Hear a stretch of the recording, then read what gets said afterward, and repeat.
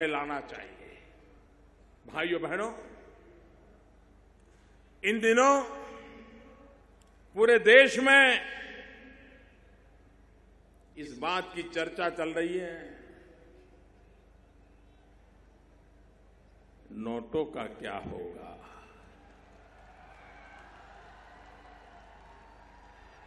आप मुझे बताइए, 8 तारीख के पहले 100 की नोट की कोई कीमत थी क्या? 50 की नोट की कोई कीमत थी क्या? 20 की नोट की कोई कीमत थी क्या? छोटे को कोई पूछता था क्या? हर कोई बड़ों को ही पूछता था, 1500, 1500, 1500। 8 तारीख के बाद देश देखिए 100 का मूल्य कैसा बढ़ गया, कैसी ताकत बढ़ गई, उसकी जान आ गई। भाइयों बहनों, जैसे 8 तारीख के पहले बड़ों की पूछ होती थी, 1000 और 500 की ही गिनती गिनी जाती थी, 20, 50, 100 को कोई पूछता नहीं था, छोटे की तरफ कोई देखता नहीं था। 8 तारीख के बाद बड़ों की ओर कोई देखने को तैयार नहीं है, सब छोटे के लिए तैयार हो गए हैं। भाइयों, ये फर्क आया है। और जैसे बड़ी नोट नहीं, छोटी नोट की ताकत बड़ी है, बड़े लोग नहीं, छोटे लोगों की ताकत बढ़ाने के लिए ये बहुत बड़ा फैसला मैंने किया।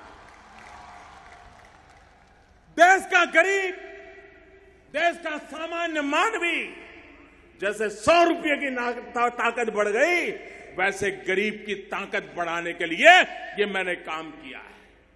आप कल्पना कर सकते हैं भाइयों, आपने देखा होगा, कुछ भी खरीद करने जाओ, कच्चा बिल की पक्का बिल, बिल मांगोगे तो छोटा व्यापारी भी कहता है नहीं बिल में लेना है तो दूसरी दुकान पे जाओ, कैश देना है तो ले आओ। ऐसा ही चला। मकान चाहिए, मकान वाला कहता है चेक में इतना, रोकड़े में इतना। अब वो गरीब आदमी रोकड़ा लाएगा कहां से? भाइयों बहनों, इस प्रकार से नोटें छापते गए और देश, उसका अर्थतंत्र ये नोटों के ढेर के नीचे ही दबने लग गया। भाइयों बहनों, मेरी लड़ाई है आतंकवाद के खिलाफ। आतंकवादियों को ताकत मिलती है जाली नोट से, और हम तो सीमा पार क्या हो रहा है सब जानते हैं, पड़ोस में ही रहते हैं। कैसी मुसीबतें हमें झेलनी पड़ी है, ये बनासकांठा पाटन जिले के लोग ज्यादा जानते हैं। भाइयों बहनों, जाली नोट के कारोबारी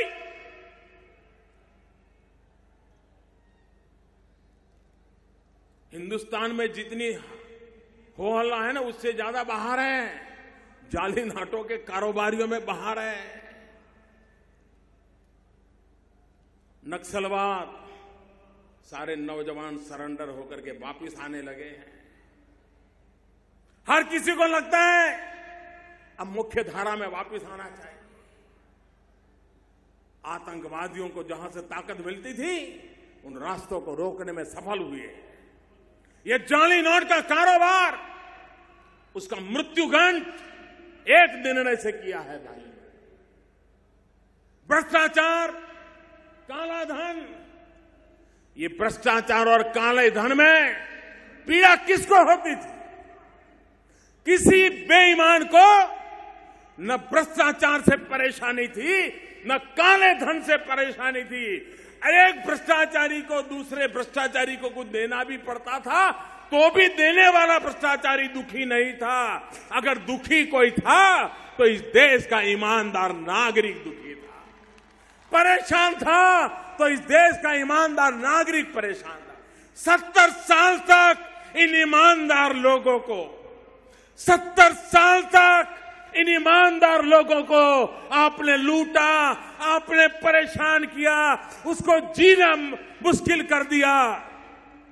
आज मैं जब ईमानदारों के साथ खड़ा हूं तो अब ईमानदारों को भड़काया जा रहा है।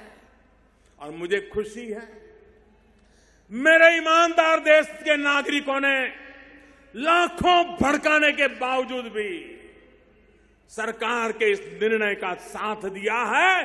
मैं 125 करोड़ देशवासियों को सत सत नमन करता हूं कि इतना बड़े काम में उन्होंने मेरी मदद की। भाइयों बहनों, आजकल बड़े बुद्धिमान लोग भाषण सुनाते हैं कि मोदी जी आपने इतना बड़ा निर्णय किया, लेकिन हमारे जीते जीते कोई लाभ नहीं मिलेगा, मरने के बाद मिलेगा। भाइयों बहनों, हमारे देश में एक चारवाक ऋषि हो गए। ये चारवाक ऋषि कहते थे, ऋणम कृत्वा धृतम पिबेत। वो कहते थे, अरे मृत्यु के बाद क्या होने वाला है कौन जाता है, जो मौज करनी है अभी कर लो, जो खाना है खा लो, घी पीना है पी लो, आनंद से जी लो। इस चारवाक की फिलॉसफी को कभी भी हिंदुस्तान ने स्वीकार नहीं किया। हमारा तो देश ऐसा है, बूढ़ा गरीब मां बाप, पैसे बहुत कम हो तो बूढ़ा बाप और बूढ़ी मां बात करते हैं कि ऐसा करो, शाम को सब्जी बनाना बंद कर दो, थोड़े पैसे बच जाएंगे तो मरने के बाद बच्चों के काम आ जाएंगे। मेरा देश मरने के बाद मेरा क्या होगा ये कभी चिंता नहीं करता है। मेरा देश मेरे बाद की पीढ़ियों का भला क्या हो ये सोचने वाला देश है। मेरा देश स्वार्थी लोगों का देश नहीं है। मेरे देश का चिंतन सुख के लिए, खुद के सुख के लिए जीने वाला नहीं है। मेरा देश का चिंतन भावी पीढ़ियों के सुख के लिए चलने वाला है। ये नए चारवाक लोग जो पैदा हुए हैं, ऋणम कृत्वा धृतम पिबेत, ये जो बातें करने वाले लोग हैं, उनको 50 बार सोचना पड़ेगा। भाइयों बहनों, आपने देखा होगा पार्लियामेंट चल नहीं रही है, चलने दी नहीं जा रही है। हमारे देश के राष्ट्रपति सार्वजनिक जीवन में उतना लंबा अनुभव है, शासन चलाने वाले श्रेष्ठतम लोगों में से हमारे राष्ट्रपति जी रहे हैं। वो अलग राजनीतिक विचारधारा में पले बड़े हैं, लेकिन देश की संसद में जो कुछ भी हो रहा था उससे इतने पीड़ित हो गए, इतने दुखी हो गए कि 2 दिन पहले उनको सांसदों को सार्वजनिक रूप से टोकना पड़ा, विरोध पक्ष को नाम देकर के टोकना पड़ा। और मैं हैरान हूं, सरकार कहती है कि हम चर्चा चाहते हैं, सरकार कहती है प्रधानमंत्री बोलने के लिए तैयार है, सरकार कहती है प्रधानमंत्री आकर के कहने को तैयार है, लेकिन उनको मालूम है उनका झूठ टिक नहीं पाता है और इसलिए वो चर्चा से भागते रहे हैं। और इसलिए लोकसभा में मुझे नहीं बोलने दिया जाता, मैंने जनसभा में बोलने का रास्ता चुन लिया है भाई। और जिस दिन मौका मिलेगा लोकसभा में भी 125 करोड़ देशवासियों की आवाज मैं जरूर पहुंचाने का प्रयास करूंगा। मेरे भाइयों बहनों, मैं विरोधी दल के मित्रों से आज महात्मा गांधी की इस धरती से, सरदार वल्लभ भाई पटेल की इस धरती से सार्वजनिक रूप से आग्रह करना चाहता हूं। जब चुनाव होते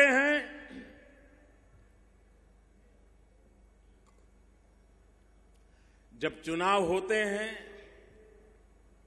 हम सभी दल एक दूसरे के खिलाफ बोलते हैं, आरोप प्रत्यारोपण करते हैं, अच्छी और बुरी नीतियों की चर्चा करते हैं, हर प्रकार से अपने विरोधियों पर जैसा मार कर सकते करने की कोशिश करते हैं।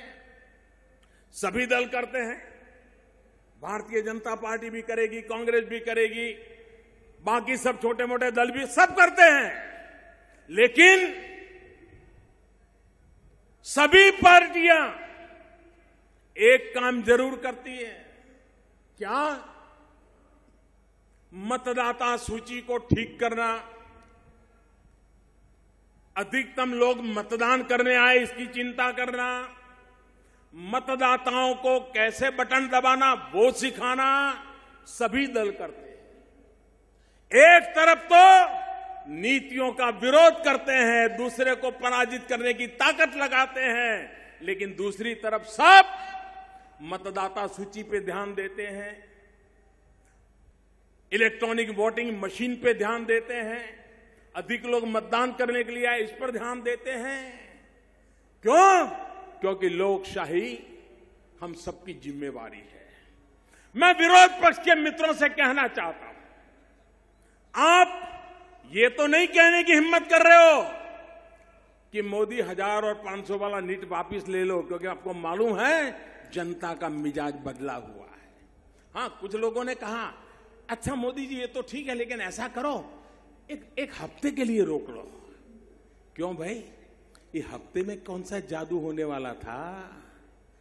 ये एक हफ्ता रोकने के इरादा क्या था? लेकिन कोई दल ये नहीं कहता है कि निर्णय को रोल बैक करो। सब दल कहते हैं ठीक से लागू करो। मैं सभी दलों से कहना चाहता हूं कि जैसे चुनाव में हम एक दूसरे का घोर विरोध करते हैं, लेकिन मतदान बढ़ाने के लिए मेहनत करते हैं, मतदाता सूची के लिए मेहनत करते हैं, इलेक्ट्रॉनिक मशीन की ट्रेनिंग के लिए मेहनत करते हैं। आज समय की मांग है कि आप खुल करके मेरा विरोध करिए, मेरी आलोचना करिए, लेकिन लोगों को बैंकिंग सिखाने के लिए काम कीजिए, इलेक्ट्रॉनिक पद्धति से पैसे कैसे लिए जाते दिए जाते ये सिखाइए। हम सब मिलकर के देश को भाग्य बदलने का एक ऐसा उत्तम अवसर आया है, हम सब उसको काम करें और आप भी फायदा उठाइए। मुझे खुशी होगी मेरे विरोधी दल के लोग जन जन को इस काम में लगा करके अगर राजनीतिक फायदा उठाते हैं तो देश का भला हुआ, इसका मुझे आनंद होगा भाइयों। अरे राजनीति से ऊपर राष्ट्र नीति होती है, दल से बड़ा देश होता है। भाइयों बहनों, गरीबों पे बातें करना अलग होती है, गरीबों के लिए नीतियां बना करके कठोरता से लागू करने के लिए समर्पण का भाव लगता है, और समर्पित भाव से आज ये सरकार आपकी सेवा में लगी है। भाइयों बहनों, मैंने पहले दिन से कहा है ये निर्णय मामूली नहीं है मेरे भाइयों बहनों, बहुत मुश्किल बड़ा निर्णय है, कठिन निर्णय है। और मैंने कहा था बहुत तकलीफ पड़ेगी, मैंने कहा था मुसीबत आएगी, और 50 दिन ये तकलीफ होगी ही होगी, और तकलीफ रोजमर्रा थोड़ी बढ़ती भी जाएगी, लेकिन 50 दिन के बाद मैंने हिसाब किताब लगाया है, वो एकदम से धीरे धीरे धीरे धीरे करके पहले जैसी स्थिति की तरफ आगे बढ़ेगा। 50 दिन तक ये कठिनाइयां रहने वाली है। 50 दिन के बाद आप ही देखेंगे कि धीरे धीरे धीरे आपकी आंखों के सामने परिस्थितियां सुधरती नजर आ जाएगी। भाइयों बहनों, देश भ्रष्टाचार से मुक्त करने का एक महत्वपूर्ण कदम है। और कुछ लोग आपने देखा होगा इन दिनों सरकार बराबर पीछे लग गई है, बैंक वाले जेल में जा रहे हैं, बड़े बड़े गड्ढे लेकर के भागे हुए लोग जेल जा रहे हैं, चारों तरफ उनको लगा था कि ठीक है मोदी जी 1500 की बंद कर देता है, हम पिछले दरवाजे से कुछ कर लेंगे, लेकिन उनको मालूम नहीं था मोदी ने पिछले दरवाजे पर भी कैमरे लगाए हुए हैं। ये सब के सब पकड़े जाने वाले, कोई बचने वाला नहीं है। 2 महीना, 3 महीना, 6 महीना, जिन्होंने भी 8 तारीख के बाद नए पाप किए हैं वो तो किसी हालत में बचने वाले नहीं है भाइयों बहनों। उनको सजा भुगतनी पड़ेगी। 125 करोड़ देशवासियों के सपनों को चूर चूर करने का पाप जिन्होंने किया है वो बचने वाले नहीं है। ये मैं देशवासियों को विश्वास दिलाना चाहता हूं। भाइयों बहनों, आपने मुसीबत झेली है, तकलीफ झेली है, अभी भी झेलनी है। आपका आशीर्वाद देश के लिए, और जो लोग कहते हैं ईमानदार लोग लाइन में खड़े हैं, ईमानदार अपने लिए नहीं खड़ा रहता है, वो देश के लिए खड़ा रहता है। भाइयों बहनों, वो देश के लिए खड़ा रहता है। और इसलिए दूसरा, आज जमाना बदल चुका है भाई। एक जमाना था, हमारे दादा दादी, उनसे सुनेंगे तो बताते थे कि हमारे जमाने में तो चांदी का गाड़ा ना पहिड़ा जोड़ो रुपयो तो एम के आपने कि बैलगाड़ी के पहिए जितना बड़ा रुपया चांदी का हम देखते थे, उपयोग करते थे। भाइयों बहनों, ये चांदी के रुपये से बदलते बदलते बदलते कितनी मेटल बदल गई, तांबा आया और आया, न जाने क्या क्या आया, और धीरे धीरे करके हम कागज में चले गए कि नहीं चले गए। अब याद आता है कि चांदी का रुपया होगा तभी रुपया माना जाएगा, याद आता है क्या? अब वो रुपया कागज का भी हमारे जिंदगी का हिस्सा बन गया। कभी चांदी का रुपया हुआ करता था, धीरे धीरे कागज का रुपया आ गया। भाइयों बहनों, अब वक्त बदल चुका है।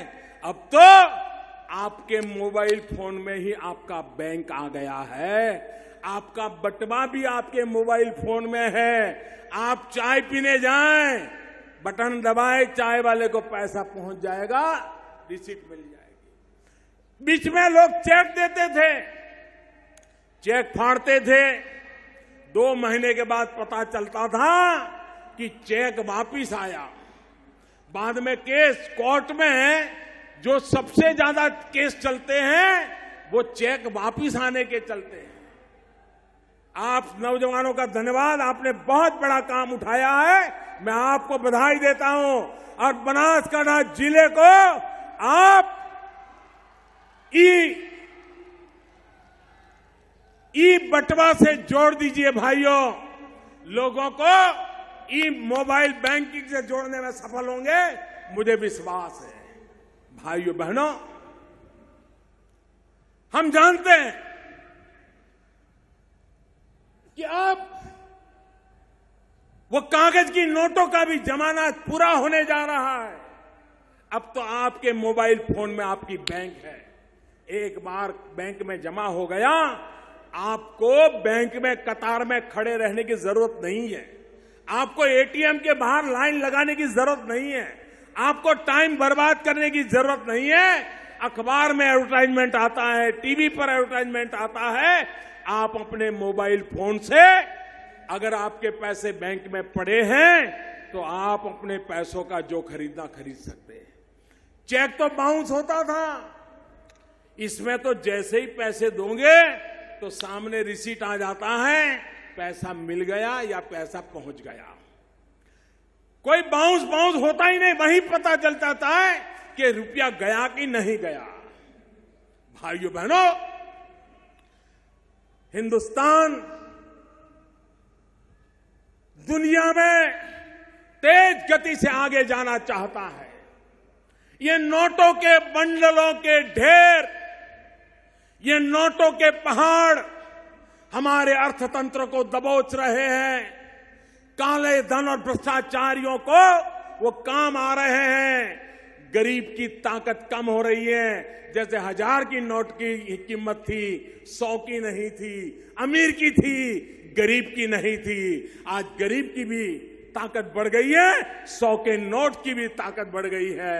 और अगर आपने ई बटवा कर लिया, बैंकों की कतारें खत्म करके बैंक को ही अपने मोबाइल में ले गए, आपको बैंक की कतार में जाने की जरूरत नहीं, बैंक आपके मोबाइल की कतार में खड़ी हो जाएगी। मैं आपसे आग्रह करता हूं, मैं देशवासियों से आग्रह करता हूं, मैं मीडिया के मित्रों से विशेष प्रार्थना करना चाहता हूं। मोदी की आलोचना करना आपका हक है, आप जरूर कीजिए। कतार में जो खड़े रहे हैं, उनको तकलीफ हो रही है, वो आप दिखाते हैं, मुझे कोई शिकायत नहीं है। लेकिन साथ साथ आप ये भी सिखाइए कि अब कतार में खड़े रहने की जरूरत नहीं है, बैंक आपके मोबाइल फोन की कतार में खड़ा हो जाएगा। बैंक वाला आएगा कि मुझे आपके यहां रख लो, वो दिन आ सकते हैं। टेक्नोलॉजी उपलब्ध है, व्यवस्था उपलब्ध है। भाइयों बहनों, अब देश भ्रष्टाचार सहन नहीं करेगा, अब देश जाली नोट सहन नहीं करेगा, अब देश काला धन सहन नहीं करेगा। गरीबों को लूटने का खेल, मध्यम वर्ग को शोषण करने का खेल अब नहीं चलेगा। और इसलिए मुझे आपके आशीर्वाद चाहिए। खड़े रह करके दोनों हाथ से ताली बजा करके मुझे आशीर्वाद दीजिए। मेरे गुजरात के भाइयों बहनों, मेरे डीसा के भाइयों बहनों, आशीर्वाद दीजिए, पूरे ताकत से आशीर्वाद दीजिए। भारत माता की, भारत माता की, भारत माता की। ये लड़ाई भारत का भाग्य बदलने की है। ये लड़ाई भ्रष्टाचार को खत्म करने की है। ये लड़ाई काले धन का खात्मा बुलाने के लिए है। ये लड़ाई जाली नोटों से देश को मुक्त कराने की है। और उसमें इस बनास की धरती ने मुझे आशीर्वाद दिए। मैं आपका बहुत बहुत आभारी हूं, आपका बहुत बहुत आभारी हूं। फिर से बोलिए, भारत माता की। पूरी ताकत से बोलिए, पूरा देश सुन रहा है। भारत माता की, भारत माता की। बहुत बहुत धन्यवाद।